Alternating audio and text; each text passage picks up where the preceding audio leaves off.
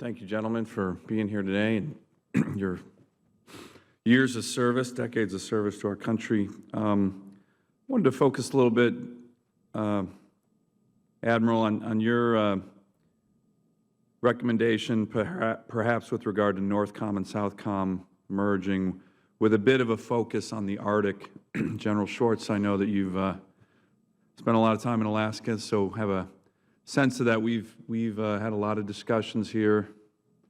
Senator King and I and the chairman and a lot of others are interested very much in what's going on in the Arctic. Actually, in this NDAA, there's a requirement for the Secretary of Defense to put together a Arctic operations plan for the first time, which we think is progress. But I just given your background, actually any of the panelists, you know, one of the many challenges that we have up there is that when you look at the Arctic, it's at the classic seams of different combatant commands, where its forces are OPCOM to PACOM, its advocate is NORTHCOM, and its threat is primarily in EUCOM.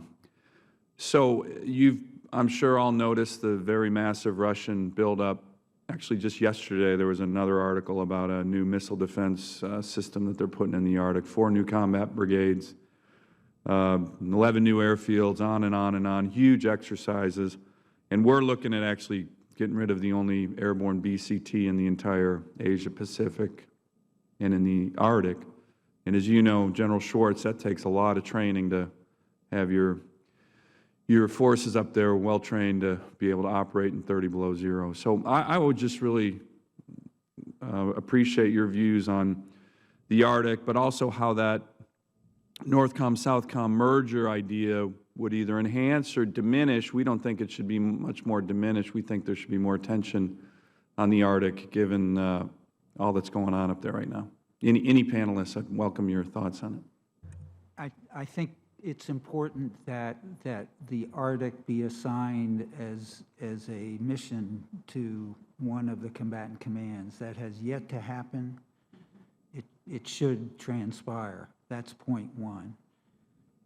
Point two is a more pedestrian concern, but we only have one operating icebreaker, Senator Sullivan. This is unthinkable for the United States of America.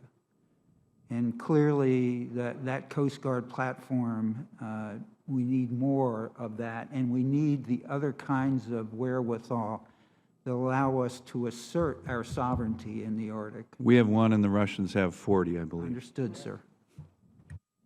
Yeah, you're absolutely correct. Russia has 38 plus 2 icebreakers. The Chinese, who are not an Arctic power to say the least, have 16 icebreakers, et cetera.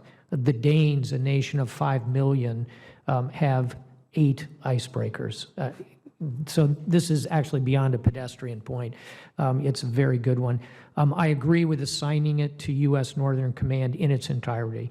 I think that it would not be diminished by the merger between NORTHCOM and SOUTHCOM.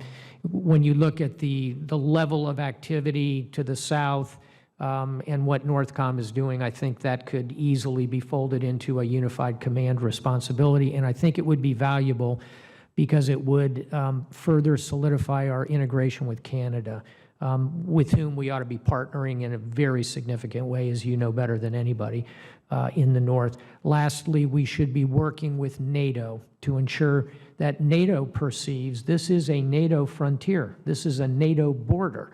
Canada and the United States are NATO nations.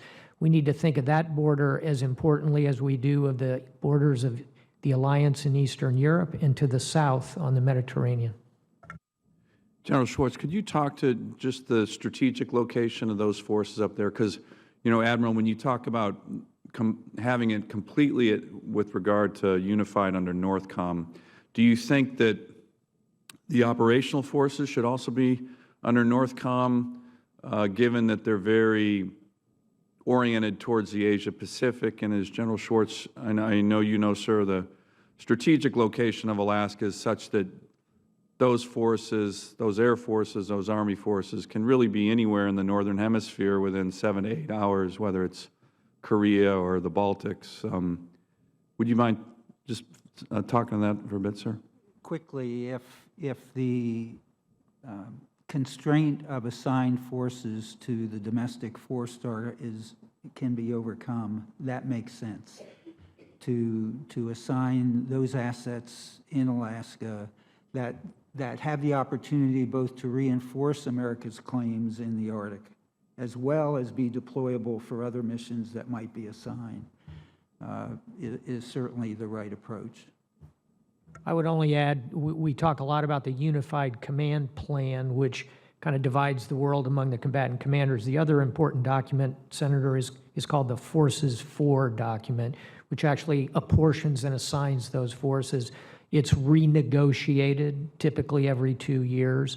I think as General Schwartz indicates, that would be a very important new way to think about force assignment. Thank you. Thank you, Mr. Chairman.